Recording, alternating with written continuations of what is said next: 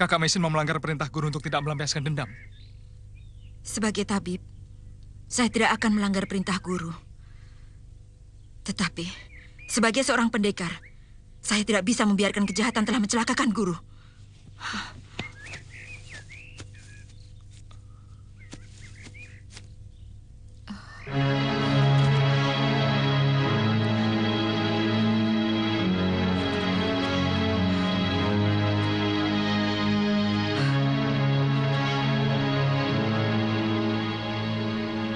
Guru, maafkan saya. Saya harus melakukan kewajiban sebagai seorang pendekar.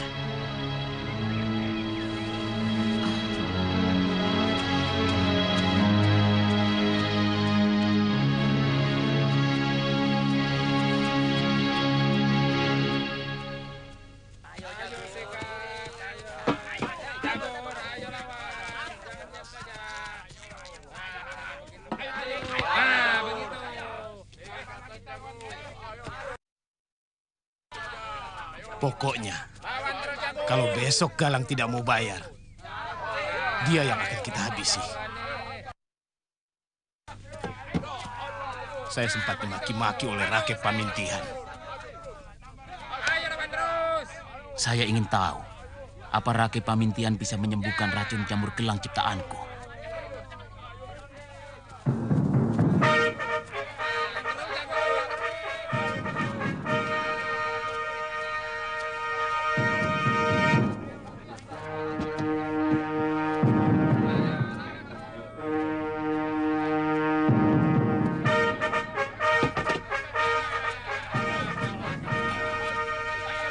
Di sini, Kakak Mei. Itu yang di balai jaga.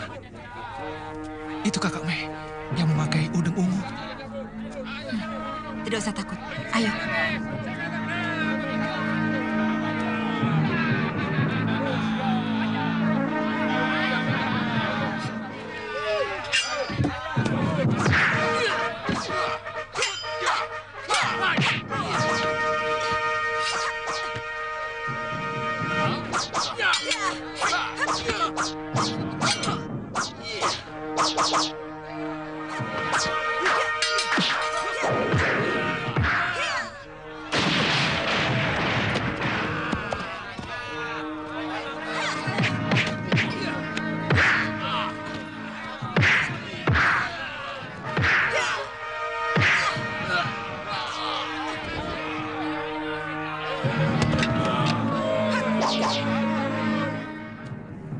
Nyai Paricara.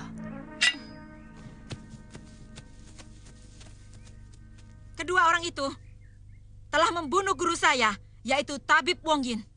Dia telah mengobati orang-orang sakit sampai ke pelosok-pelosok desa, bahkan ke puncak gunung. Kami malah sangat berterima kasih kepada Nyai. Dua orang itu adalah penjahat yang selalu membuat onar di desa Sawo Jajar ini. Karena mereka sering memeras dan menganiaya penduduk yang tidak berdosa. Tapi sayang, guru saya telah tiada. Tapi Nyai kan juga bisa mengobati. Obatnya manjur sekali. Sakit saya yang dulu itu sudah sembuh. Tidak pernah kumat lagi. Nyai, kalau Nyai bisa mengobati, saya meminta tolong. Anak saya sudah 3 hari sakit. Badannya panas sekali. Kata orang kena sawan. Baik, Nyai. Tanja, itu adalah tugasmu. Tidak pantas seorang tabib membawa pedang berlumuran darah. Kesannya kurang baik. Saya akan pulang dulu meminta maaf ke kuburan guru. Nyai, adik saya ini akan mengobati anak Nyai. Sebab saya baru saja bertarung. Saya takut kalau kesialan itu mengikuti saya. Jangan khawatir, adik saya ini lebih hebat daripada saya. Biar saya mengobati Nyai. Iya, Den. Terima kasih. Aden mau mengobati anak saya.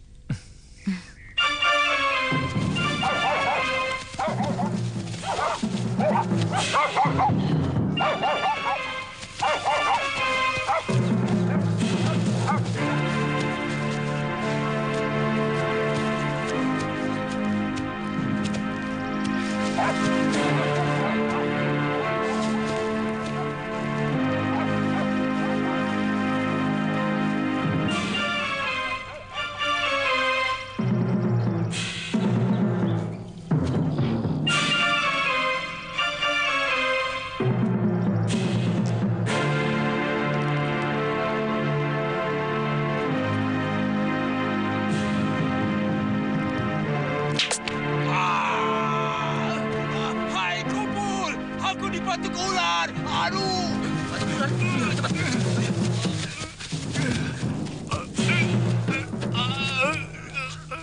Wah, ular sendok. Bahaya. Cepat ikat yang keras di atas lututnya. Dan segera cari dukun. Cepat cari dukun, cepat. Mungkin di desa terdekat. Bikin tandu. Lebih baik kita ke desa, Tuan. Sedang yang lain mencari dukun. Kalau sudah ketemu dukunnya, bawa ke desa Sawo Jajar. Badan diborahi tumbukan daun antawali. Seperti yang tadi saya borehkan. Baik, Den.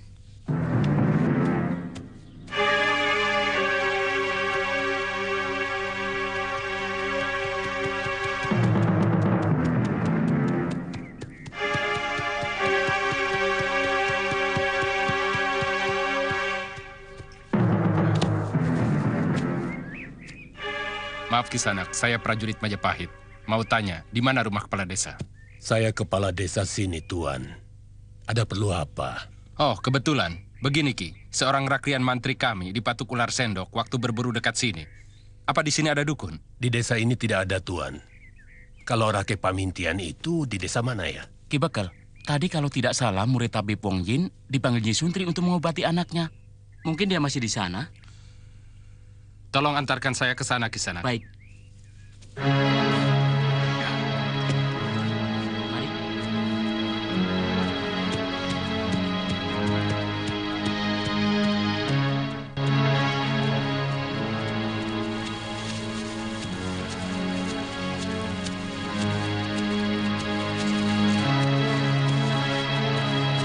Kepala desa sini, Tuan. Ada perlu apa? Oh, kebetulan. Begini Ki, seorang rakrian mantri kami dipatuk ular sendok waktu berburu dekat sini. Apa di sini ada dukun? Di desa ini tidak ada, Tuan. Kalau Rake Pamintian itu di desa mana ya? Ki Bekal, tadi kalau tidak salah murid Tabib Wong Yin dipanggil Nyi Suntri untuk mengobati anaknya. Mungkin dia masih di sana. Tolong antarkan saya ke sana, Kisanak. Baik. Mari.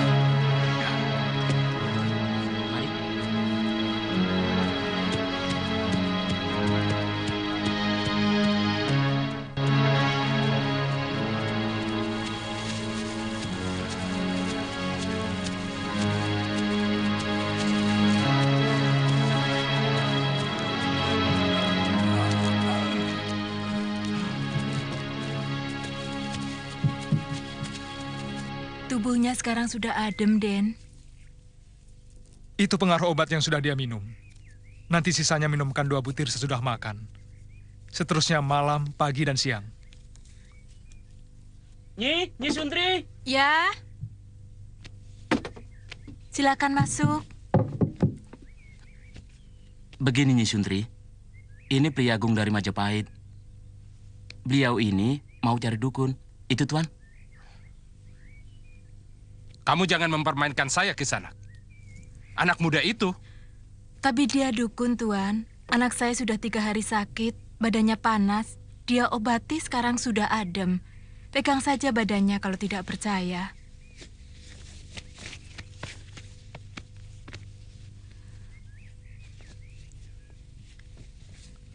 Tadi saya sudah hampir putus asa. Kamu bisa mengobati orang di Patok Ular Sendok. Saya hanya berusaha semampu saya. Tuan yang di Patok Ular Sendok? Bukan, atasan saya. Sebentar lagi datang. Pasti akan langsung ke rumah kepala desa. Sebaiknya kita cepat ke sana.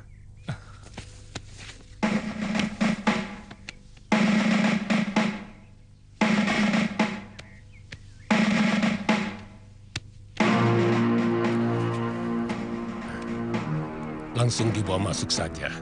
Tadi teman Tuan sedang memanggil dukunnya. Angkat, bawa masuk.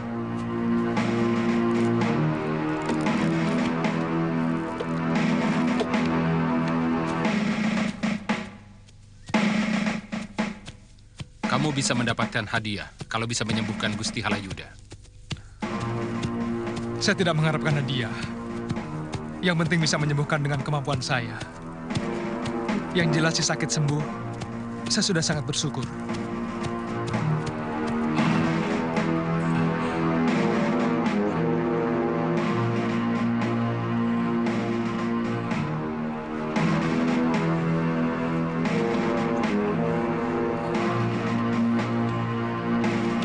Gusti, Rasembuyu sudah datang.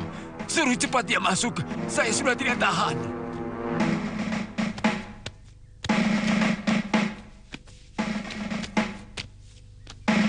Itu dukunnya. Mana dukunnya, Sembuyu? Ini Gusti. Kamu Sembuyu. Saya suruh kamu mencari dukun. Bukan anak ingusan seperti itu. Kamu mau saya mati. Saya melihat sendiri, dia menyembuhkan anak kecil yang menderita sakit panas dingin. Kalau tidak diperlukan, saya mau pulang. Nanti dulu. Apakah kamu bisa mengobati? Saya baru saja dipatok ular sendok.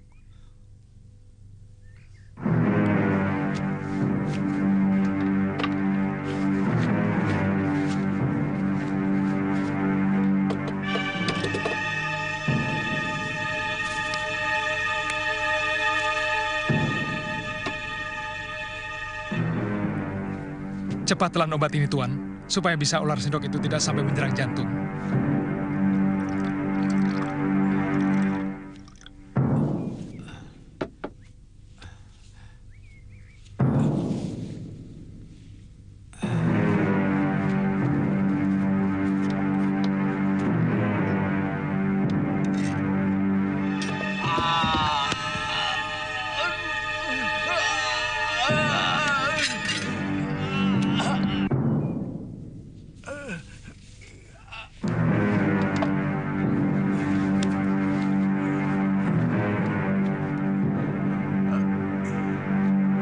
Saya membutuhkan pembalut karena saya tidak bawa.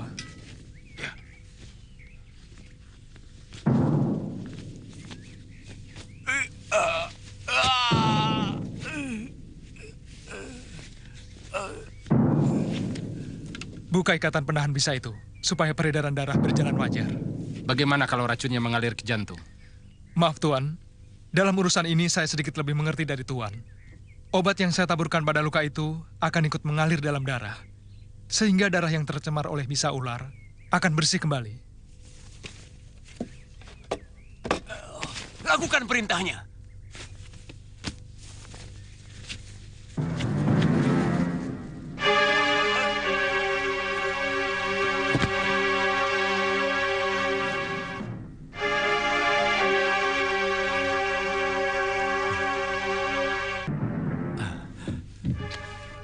Mau diapakan anak yang telah menyelamatkan nyawaku?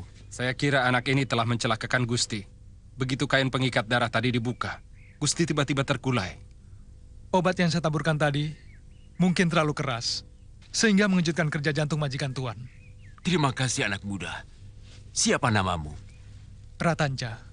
Kamu telah menyelamatkan seorang pembesar Majapahit. Aku berhutang budi kepadamu. Tapi Tuan masih harus minum obat selama 3 hari, supaya darah Tuan benar-benar bersih dari pengaruh bisa ular itu. Bagaimana kalau kamu ikut aku ke Majapahit? Aku bisa memberimu pekerjaan. Kamu bisa menjadi tabib pribadiku. Atau mungkin bisa diangkat sebagai tabib istana. Kamu bersedia? Tidak usah terlalu banyak pertimbangan. Sana cepat minta izin kedua orang tuamu. Tapi saya sudah sebatang kara, Tuan. Nah, apalagi? Tidak sembarang orang bisa mendapat tawaran kerja di Kedaton. Boleh saya minta izin pada kakak saya dulu? Tapi rumah saya cukup jauh dari sini. Kamu pikir pantas seorang priagung menunggu orang desa macam kamu? Biarkan Tanca pergi berpamitan pada keluarganya. Kita bisa istirahat di sini sampai besok pagi. Pergi, Tanca. Terima kasih, Tuan.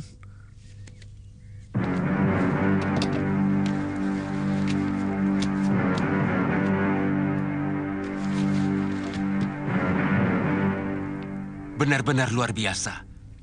Sangat jarang dukun maupun tabib yang mampu mengobati pasukan ular sendok.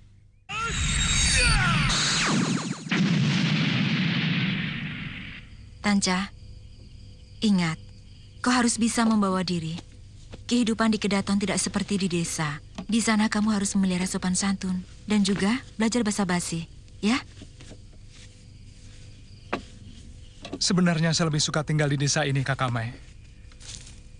Terus terang, saya sangat berat harus meninggalkan Kakak Mai.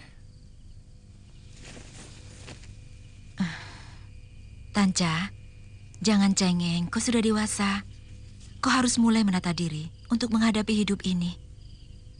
Kau harus sudah mulai berani mengawali kehidupan sendiri. Tapi di sana saya tidak punya teman, Kakak Mai. Kawanmu itu adalah kebaikanmu sendiri. Kalau kau selalu berbuat baik kepada semua orang, maka kawanmu akan banyak. Tetapi kalau sebaliknya kau jahat, maka musuhmulah yang jumlahnya justru banyak. Bagaimana kalau saya usulkan kepada Tuan Dia Halayuda supaya Kakak Mesin diajak ke Majapahit? Akan saya bilang kepada Priagung itu bahwa Kakak Mesin jauh lebih hebat dari saya. Lalu siapa yang mengobati orang-orang desa di sekitar sini? Mereka lebih memerlukan pertolongan karena kebanyakan orang kurang mampu. Sementara di Kutaraja, saya yakin banyak sekali tabib yang mencari nafkah dengan mengobati orang.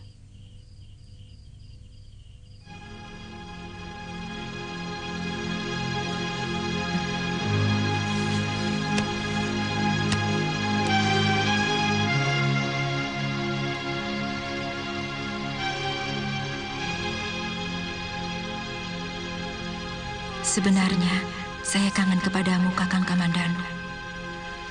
Saya dengar Kakang sudah enak di sana. Tapi, saya takut mengganggu kebahagiaanmu dengan Sakawuni. Saya tahu, Lengan Seribu juga sangat mencintaimu. Saya ikhlas untuk kebahagiaan kalian berdua.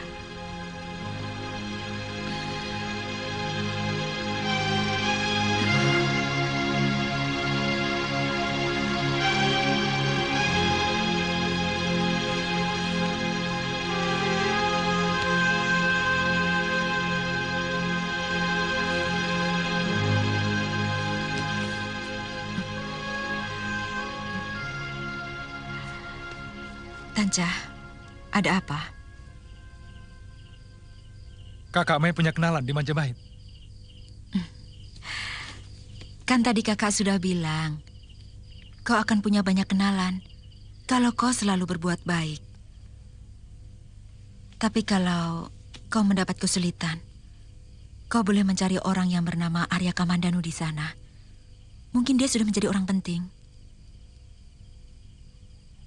Kakak Mai kenal dia?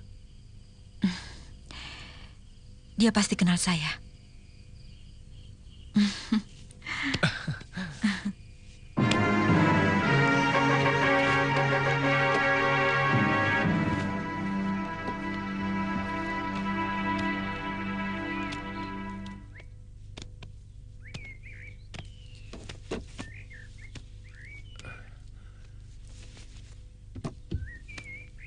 Apa tidak sebaiknya kalau anak buah saya menyusul tabib muda itu, Gusti?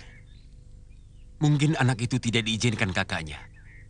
Kita tunggu saja sampai tengah hari. Kita bisa kemalaman di hutan kalau berangkat tengah hari, Gusti. Kalau kamu mau berangkat, silakan Semboyo. Saya tahu, di Kedaton belum ada dukun atau tabib yang baik untuk mengobati sewaktu-waktu keluarga Gusti Prabu ada yang sakit.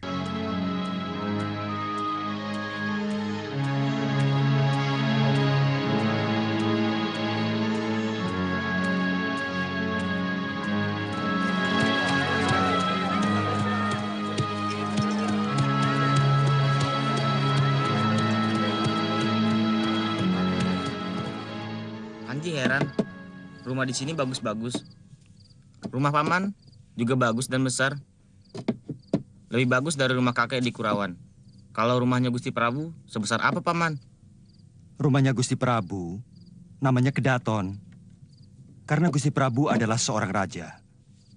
Maka rumahnya pun rajanya rumah. Besar sekali paman. Kapan-kapan Panji, paman ajak ke sana. Jangan suka terkagum-kagum, Panji. Sebab orang yang mudah kagum sering kesandung atau nabrak-nabrak. Tapi rumah yang ada di Majapahit ini memang mengagumkan kok, Bi. Anggap saja semua itu biasa-biasa saja. Sebab yang mengagumkan hari ini, besok sudah menjadi yang biasa juga.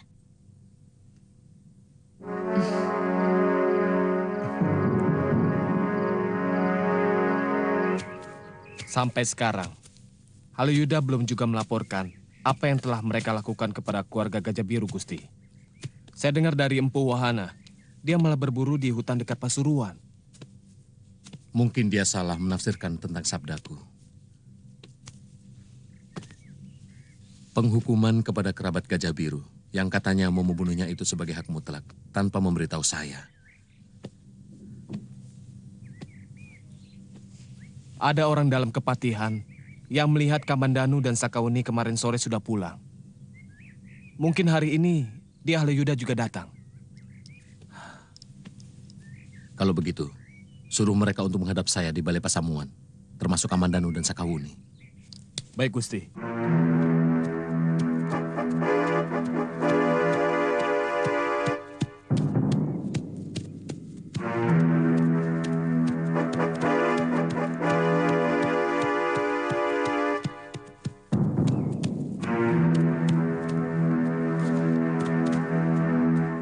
Ayo Tanja, kamu akan kukenalkan dengan istriku. Ini rumah Tuan, besar sekali. Ini belum seberapa, Tanja. Nanti kalau aku sudah jadi Mahapati, rumahku akan jauh lebih besar lagi. Ayo.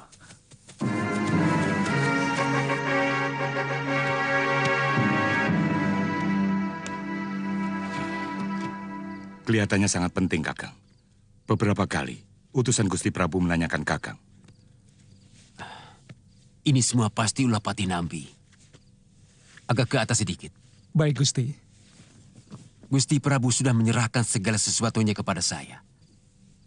Kenapa sekarang saya harus melapor? Yang saya cemaskan, kalau Kamandanu dan Sakawuni menceritakan bahwa kita sudah membantai wanita dan anak-anak. Kita harus tetap pada pendirian kita. Bahwa istri Gajah Biru melawan kita. Saya dengar dari Kamandanu, kamu melakukan hal yang tercela, Tumenggung. Maaf, hamba kurang mengerti Gusti Prabu. Katakan, Kamandanu. Seorang wanita tanpa senjata dan 3 orang anaknya yang masih kecil-kecil telah dibantai oleh tentara kita tanpa belas kasihan.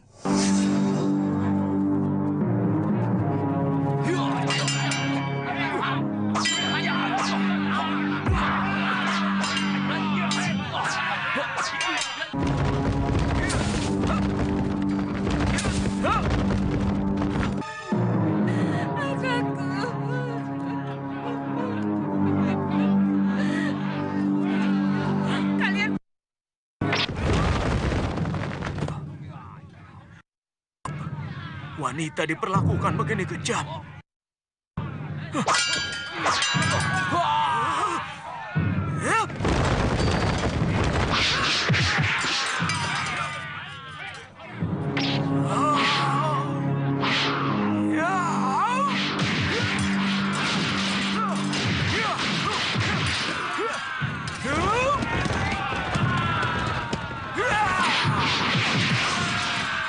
Ampun Gusti Prabu.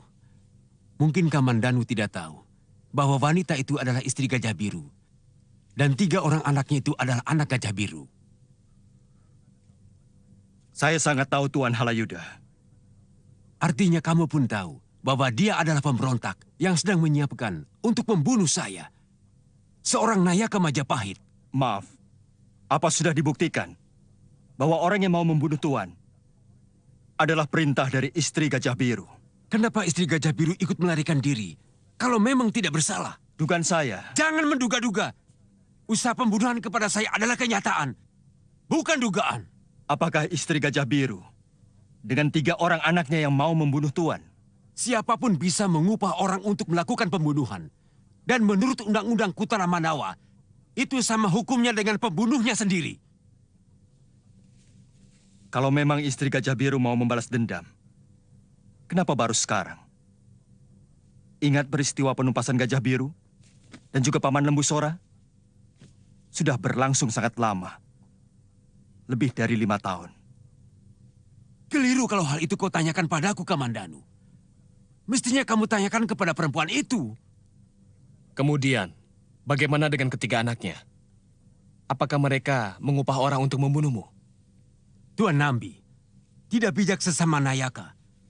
Tuan menyudutkan saya. Saya peringatkan Tumenggung bahwa tindakan pasukanmu dengan membantai 3 anak Gajah Biru adalah tindakan yang sangat tidak terpuji.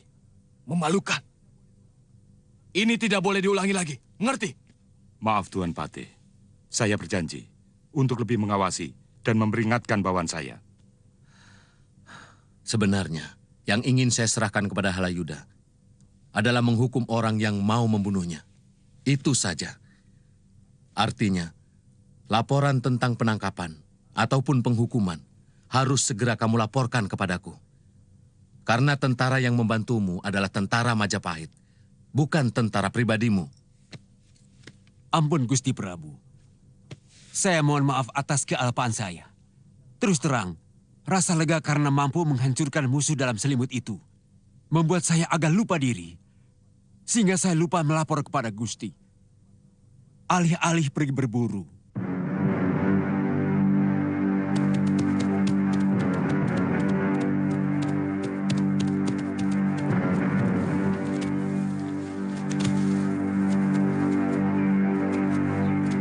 Semakin jelas siapa yang bermain. Nami benar-benar ingin menghabisi Tumenggung dengan memperalat Kamandanu. Itu kenapa Kamandanu diikutkan dalam pengejaran tempo hari. Tapi bagaimanapun, kita sudah melakukan kesalahan besar. Terutama pembunuhan terhadap 3 anak Gajah Biru. Silakan.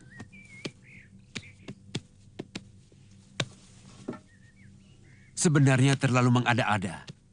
Dimanapun, dalam pertempuran ataupun penyergapan ke sarang musuh, kita tidak bisa menghindari kesalahan semacam itu. Dalam keadaan bertempur, seorang prajurit tidak akan mungkin memeriksa mereka itu membawa senjata ataupun tidak. Kita tidak bisa membenarkan sesuatu yang memang secara hukum tidak dibenarkan, Kakang. Sebagai prajurit, saya harus jujur mengakui itu sebagai kesalahan. Saya setuju dengan pendapatmu, Tumenggung. Tapi apa yang dilakukan oleh Nambi sudah terlalu mengada-ada. Saya sangsi. Apakah jabatanmu bisa dipertahankan?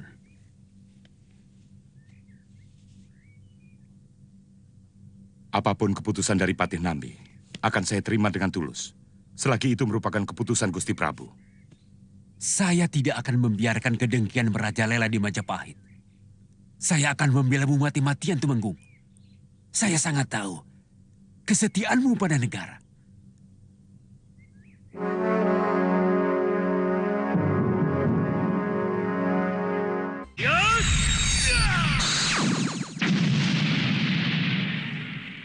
Kelihatannya dia Halayuda sangat menaruh dendam kepada saya. Tapi dendamnya kepada Paman Gajah Biru memang sudah kelewat batas. Dia tentu akan menyebarkan fitnah kepada kita. Saya yakin bukan cuma kepada kita. Tapi tujuan dia yang terutama adalah kepada Patih Nambi. Sudah beberapa kali dia menyebar fitnah kepada Patih Nambi, tapi tidak pernah berhasil. Apa sebenarnya keinginan dia? Dulu saya pernah mendengar dari Paman Lembu Sora bahwa dia Halayuda sebenarnya telah mengincar kedudukan sebagai patih. Tapi Gusti Prabu, yang masih kerabat dia Halayuda, kurang mempercayai kemampuannya.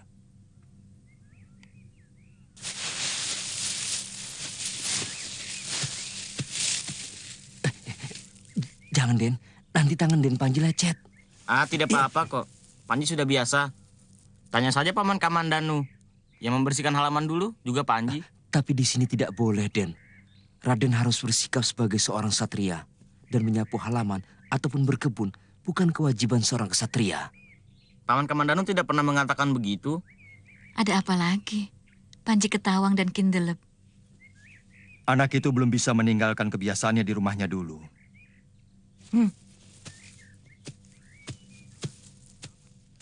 Paman, kenapa Panji dilarang melakukan apa-apa? Memberi makan burung tidak boleh, menyapu pun tidak boleh. Itu bukan pekerjaanmu, Panji. Itu pekerjaan para abdi. Lalu, apa yang harus Panji lakukan? Bosan kalau tidak melakukan apa-apa. Banyak, Panji. Belajar ilmu sastra juga pekerjaan. Menulis, membaca, itu pun pekerjaan. Dan pekerjaan semacam itulah yang lebih pantas untuk keluarga kesatria. Di samping belajar ilmu kanuragan. Saya tidak mau seperti Bapak. Saya ingin seperti Paman. Sebenarnya tidak ada satupun pekerjaan yang jelek. Yang tidak baik, manusianya.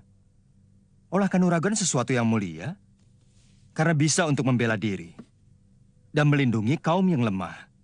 Tapi kanuragan juga bisa digunakan untuk kejahatan. Menakut-nakuti dan menindas rakyat. Demikian pula ilmu sastra. Bahkan ilmu sastra itu sangat menuntut kelembutan budi. Tapi bapakmu telah menyesatkannya untuk mengumbar nafsu. Kamu harus mulai bergaul dengan putra-putra kesatria Majapahit. Dengan Raden Tejo Baskoro, putra Patih Nambi, juga putra Empu Sasi, Empu Elam, dan Empu Bango. Panji malu, Bibi. Pakaian mereka bagus-bagus. Dan mereka kebanyakan sombong. Itu hanya perasaanmu saja. Kalau sudah kenal, dan kalau mereka semua tahu bahwa kamu keponakan Kamandanu, mereka pasti akan hormat. Kenapa Iwandira tidak dibawa kemari saja, Paman? Nanti saja kalau Ayu sudah sebesar kamu, Panji. Biar dia diberi bekal hidup yang cukup oleh Nini Raga Runting. Setelah kakek Roang meninggal, mudah-mudahan Nini Raga Runting tidak pernah marah-marah lagi. Kasihan Ayu Wandira.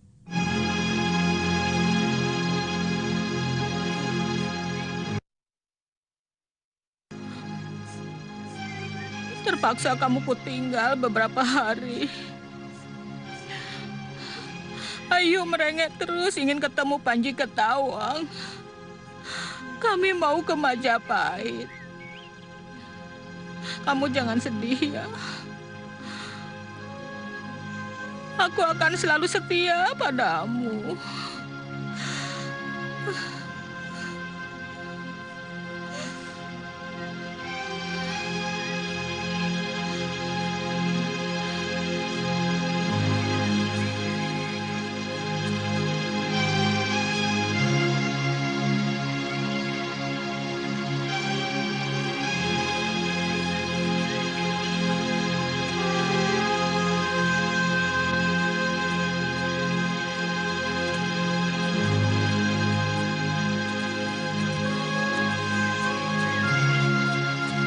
Jangan ada suara kalau syairku sedang bicara.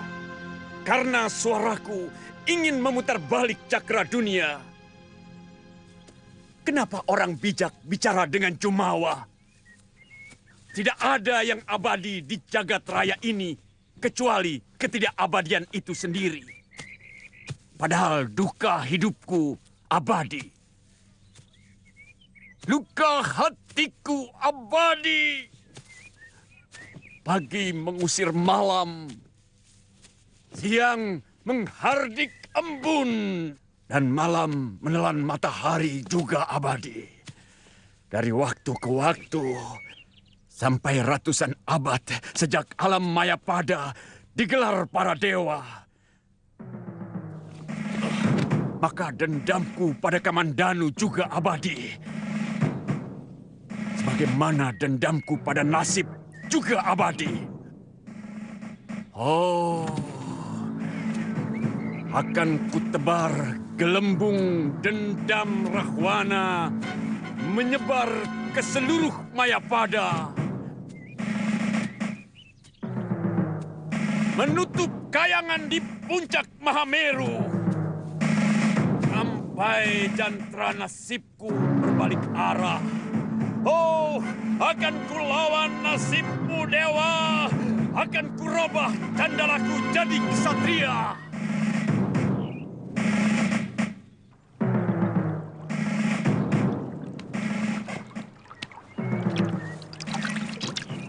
Anak, apa matamu sudah lamur, hah? Apa tidak ada tempat lain untuk berpijak? Ada orang mau ambil air, malah dibuat teduh. Minggir! Aku akan melakukan apa saja yang ingin kulakukan. Mau cari gara-gara ini anak. Aku memang mau cari gara-gara. Sudah lama ku cari gara-gara sampai ke lubang semut. Biar seluruh dewata di kayangan tetap cemberut.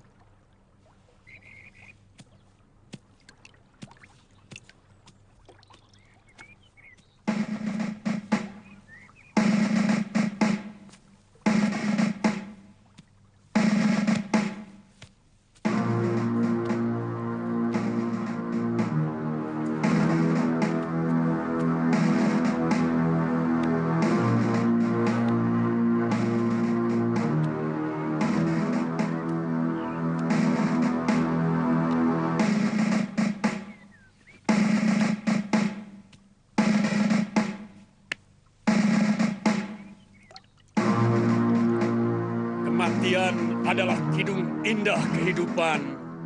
Mayapada. Kematian dalam nafasku. Kematian di setiap langkahku. Kamu sengaja mencari gara-gara. Jangan salahkan Raga Runting kalau akan menghukummu. Siapapun namamu, aku tidak pernah peduli. Akan kubuktikan bahwa pendekar syair berdarah akan menguasai seluruh jagat persilatan. Ayo tunggu Nini di sana. Ayo, sana. Hiya! Hiya!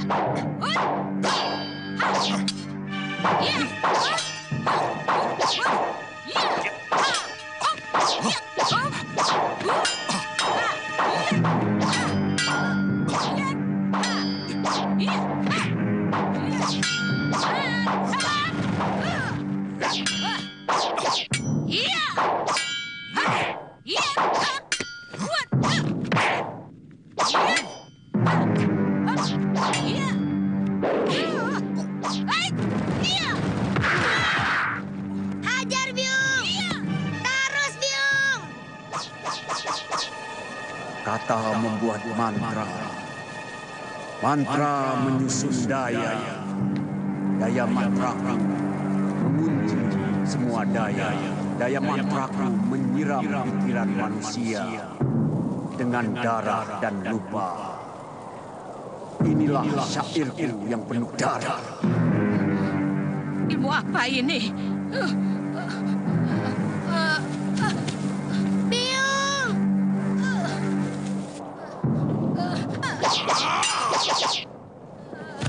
Biung!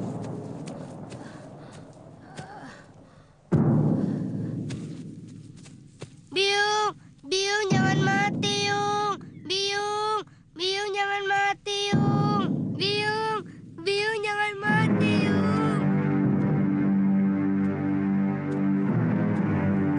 Paman membunuh biung saya? Biung saya kan tidak pernah jahat sama Paman. Biung cuma mengambil air untuk minum. Paman juga mau membunuh saya.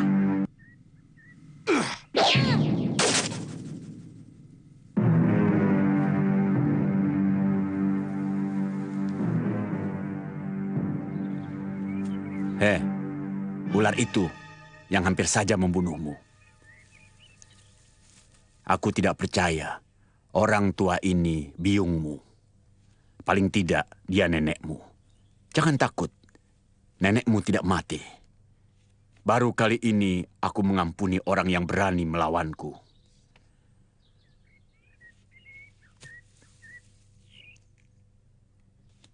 Tapi hati masih saja rapuh menggerogoti alam rasaku. Aku mimpikan 1000 tangan dewa mencekik urat nadiku dan segera ku arungi lautan api nerakamu. Tapi masih kau sisakan sebutir kecil belas kasih di sudut hatiku. Oh, tidak bosan-bosannya kau menyiksaku, Dewa. Ayo, Biung mau duduk. Ambilkan air di buli.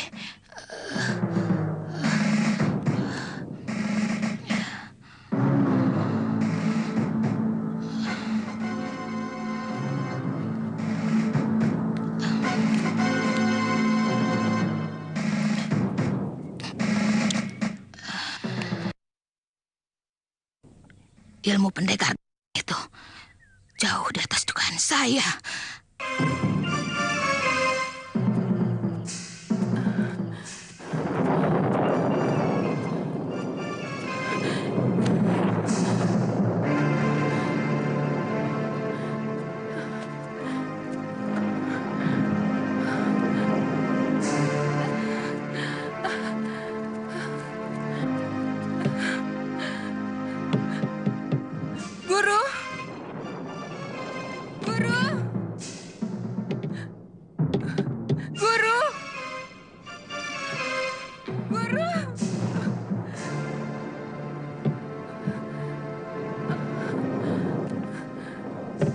Sambi. Guru.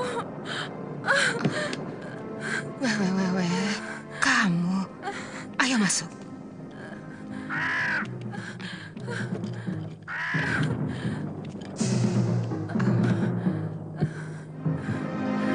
Aku sungguh tidak suka. Kamu sudah tidak kuakui lagi sebagai murid, Sambi.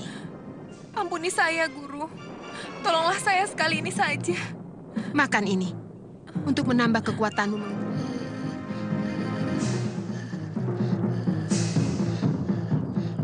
Biung tidak apa-apa. Cuma agak dingin. Dingin sekali. Biung tadi tidak makan, jadi kedinginan. Iya. Sebentar lagi. Biar dinginnya hilang dulu, Ayu.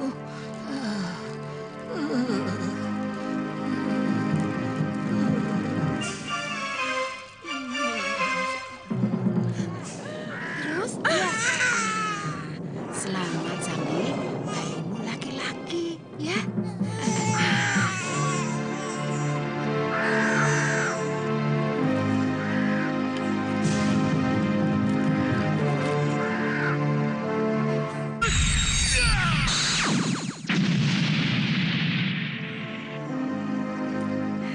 Anak kita selamat, Kakang.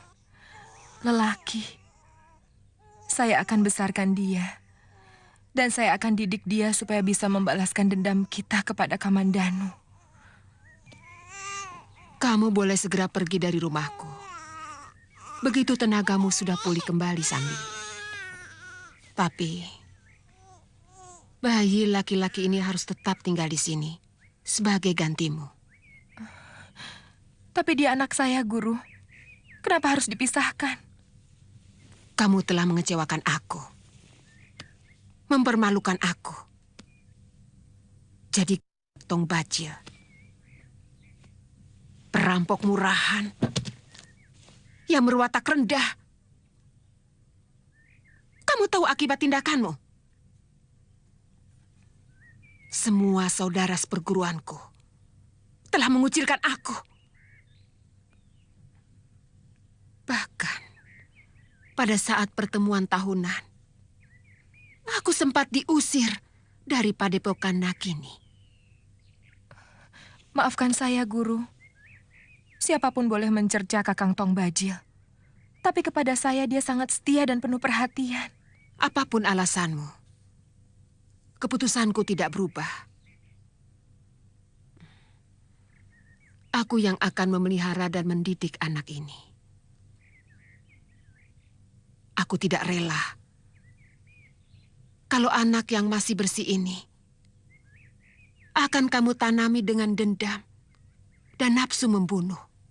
Tapi kodrat seorang ibu dimanapun di muka bumi ini pasti selalu ingin dekat dengan anaknya. Sambi, aku kenal watakmu.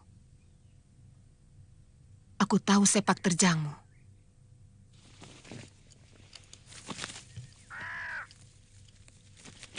Kamu tidak akan telaten memelihara bayimu. Biar aku yang merawat dan mendidik anakmu. Kalau suatu saat kamu kangen, kau boleh menjenguknya kemari.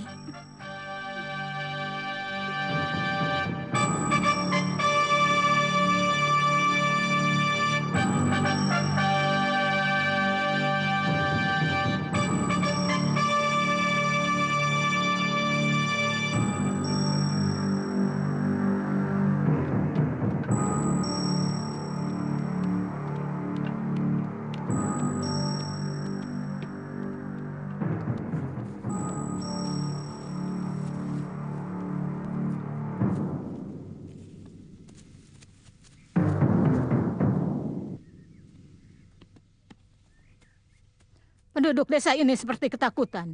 Sebenarnya ada apa Kisanak? Bukan takut, tapi waspada. Iya, ada apa? Nyai orang mana? Orang Gunung Melirang. Mau kemana? Malah kamu yang tanya. Pertanyaan saya belum kamu jawab. Ditanya baik-baik kok marah.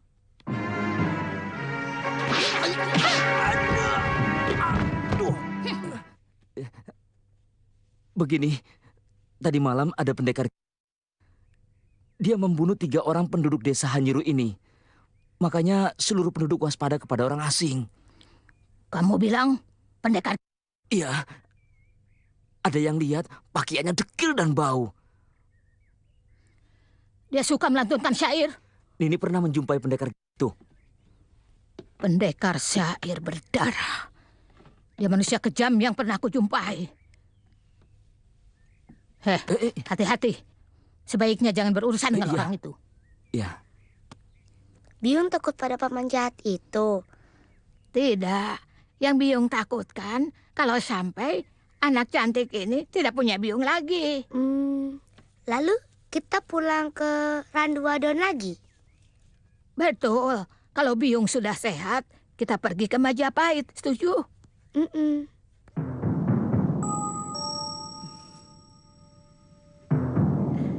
Hup, hup, hup.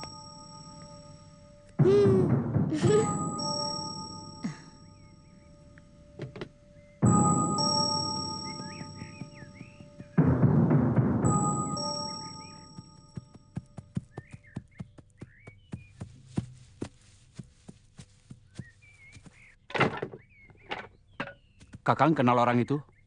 Seperti kekasih Kakang Tong Bajil. Maaf, Kisanak.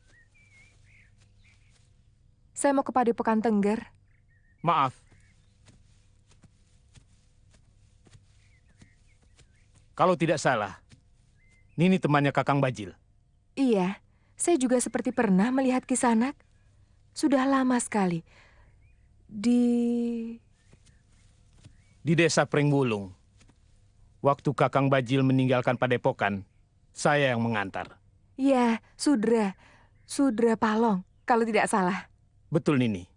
Nama saya Sudra Palong. Dan ini juga masih adik seperguruan Kakang Bajil. Namanya Jana Jelung. Mana Kakang Bajil? Kenapa tidak ikut?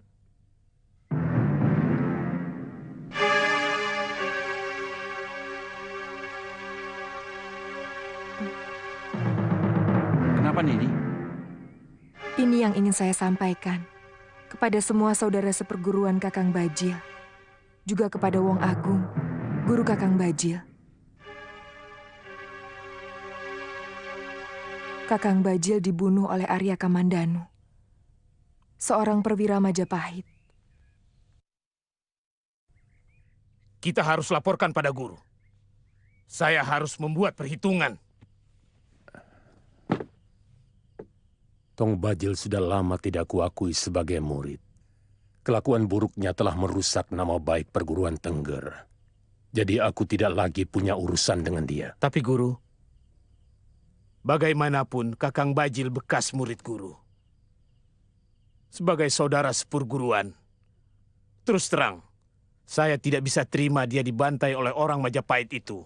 Jangan hanya bicarakan akibat Sudra Palong. Bicarakan juga sebabnya. Kenapa Tong Bajil dibunuh oleh orang Majapahit?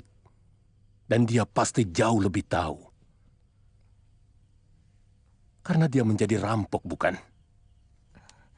Itu tidak benar, Wong Agung. Kakang Bajil memimpin perlawanan kepada Majapahit. Karena sebelum Majapahit mengkhianati Kediri, Kakang Bajil adalah salah seorang punggawa Kediri yang terpercaya. Kamu pikir aku anak kecil yang hanya bermain di sekitar halaman rumah, Cahayu? Aku tahu Tong Bajil bersama kamu. Pada awalnya disewa Pati Gelang-Gelang untuk membuat kekacauan di perbatasan Singosari dan Gelang-Gelang. Kemudian kalian dijadikan pasukan liar yang ikut berperang melawan Singosari. Setelah menang, kalian diberi keleluasan untuk memeras rakyat dari beberapa daerah jajahan di Singosari.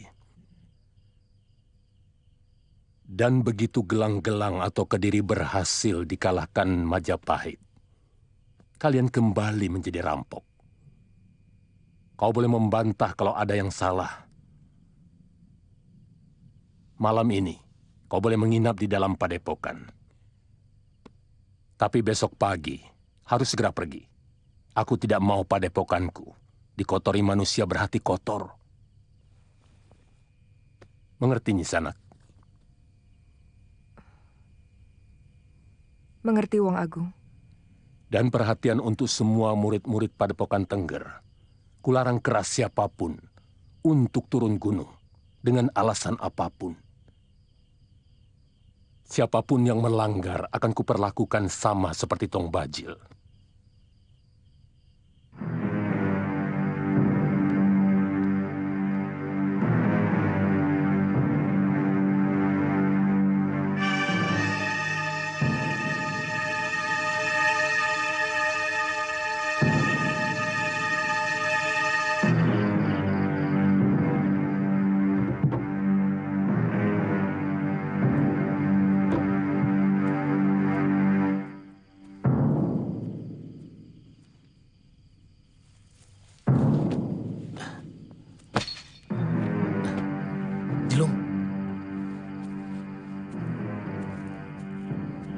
Saya ikut, Kakang.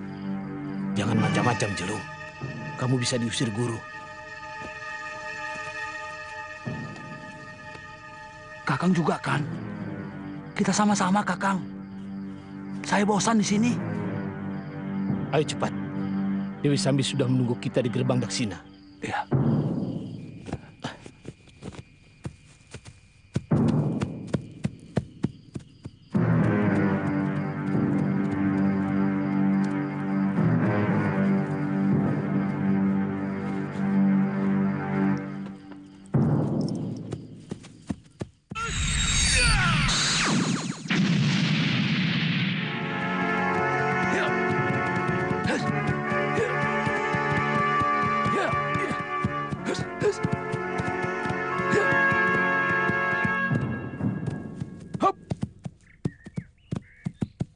Kita langsung ke Majapahit nih, Dewi. Jangan dulu. Majapahit terlalu kuat untuk kita bertiga. Kita harus menyusun kekuatan. Kita cari pengaruh di suatu tempat. Kemudian kita pancing Kamandanu keluar dari kandangnya. Baru kita libas. Kita lewat Singosari. Jangan. Orang-orang Majapahit masih banyak yang ditempatkan di sana. Aku takut mereka masih mengenali aku. Hia! Hia! Hia! Hia!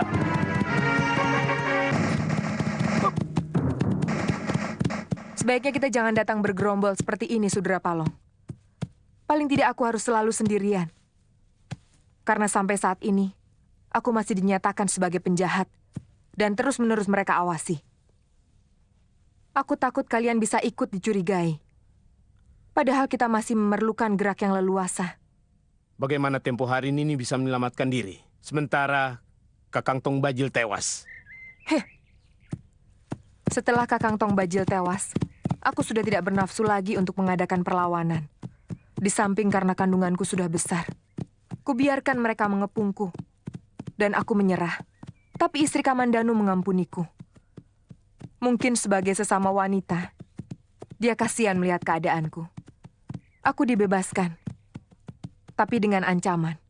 Kalau aku masih melakukan perlawanan dan membuat kisruh, mereka akan menangkapku dan menghukum mati. Sekarang keputusannya bagaimana? Apa kita mau menginap di desa ini? Terserah kalian. Kalau tidak salah, desa ini bernama Hanyiru. Aku yakin mereka tidak akan mengenali aku. Tapi biar bagaimanapun, kita harus tetap terpisah. Sekarang, apakah kalian yang akan menginap di sana? Sementara aku menginap di dalam hutan, atau sebaliknya? Sebaiknya kita semua menginap di desa, tapi seolah kita tidak saling mengenal. Itu juga bagus. Besok pagi, aku menunggu kalian di pasar desa. Kita lihat, apakah desa ini memungkinkan kita gunakan untuk menyusun kekuatan. Apakah tidak terlalu jauh dari kota Rajen ini? Memang. Tapi sebaiknya untuk langkah awal kita jangan terlalu mencolok. Sekarang, sebaiknya kalian masuk dulu. Begitu gelap, aku akan menyusul. Hup.